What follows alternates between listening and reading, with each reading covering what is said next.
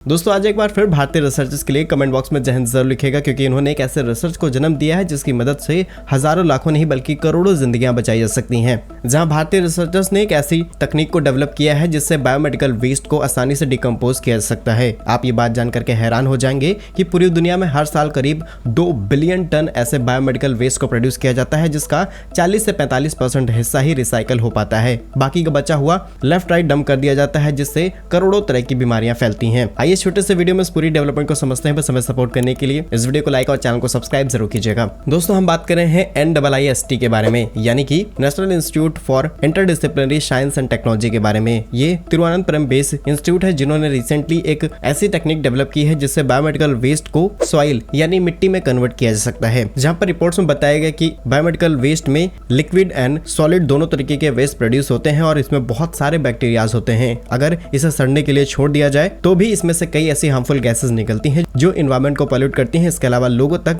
ये पहुंच जाती हैं तो लोगों में कई तरीके की बीमारियां होती हैं, जिनमें से इन्हें कंट्रोल करना बहुत जरूरी है। अगर हम कुछ एग्जांपल्स की बात करें तो जैसे कि medical sharps, disposable mask, use bandage, body part remove from the surgery, sample tests like blood, pee, stool, chemicals in treatment test और कई तरीके के मेडिकल डिवाइसेस। और इससे भी ज्यादा इंपॉर्टेंट चीज ये है कि इसमें से निकलने वाले वेस्ट का करीब 85% हिस्सा ऐसा है जो नुकसान नहीं पहुंचाता, लेकिन 15% ऐसा है जो बहुत ही ज्यादा नुकसानदेह होता है। और कुछ ऐसे भी इक्विपमेंट्स होते हैं जो रेडियो एक्टिव एलिमेंट से बने होते हैं। देखिए बड़े बड़े कंट्रीज जैसे कि यूके, यूनाइटेड स्टेट, यहाँ पर इन चीजों पर बहुत ही ज्यादा ध्यान दिया जाता है और हॉस्पिटल से ही इन्हें सील पैक करके डायरेक्ट फैक्ट्रीज तक पहुंचाया जाता है, फिर इनका डिकम्पोजिशन शुरू होता है। लेकिन भारत के अंदर इस तरीके का प्रॉपर अरेंजमेंट नहीं है, जिससे इसका कुछ % हिस्सा ही रिसाइकल हो पाता है। अगर हम डेटा की बात करें तो महाराष्ट्र में 8000 टन, केरला में 6000, गुजरात 5000, तमिलनाडु 4000 और उत्तर प्रदेश में करीब 3000 टन ऐसा ही वेस्ट प्रोड्यूस होता है। और ओवरऑल इंडिया में एक साल के अंदर करीब 56,000 टन बायोमेडिकल वेस्ट प्रोड्यूस होता है और इसीलिए इसे रिसाइकल करना इंपॉर्टेंट है। और सबसे इंपॉर्टेंट चीज ये है कि इन्होंने जिस टेक्नोलॉजी को डेवलप किया है उसे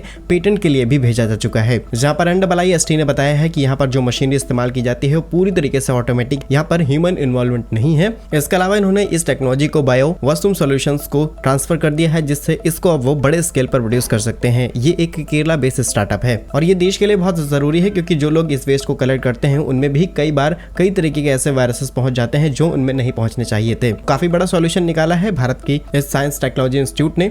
एक बार फिर भारतीय रिसर्चर्स के लिए कमेंट बॉक्स में जय हिंद जरूर लिखेगा। भारत के ऐसे ही यूजफुल इन्फॉर्मेटिव वीडियोस पाने के लिए हमारे YouTube चैनल को सब्सक्राइब जरूर कर लीजिए। मिलेंगे हम आपको एक नई और इंटरेस्टिंग वीडियो में, तब तक के लिए वंदे मातरम, भारत माता की जय।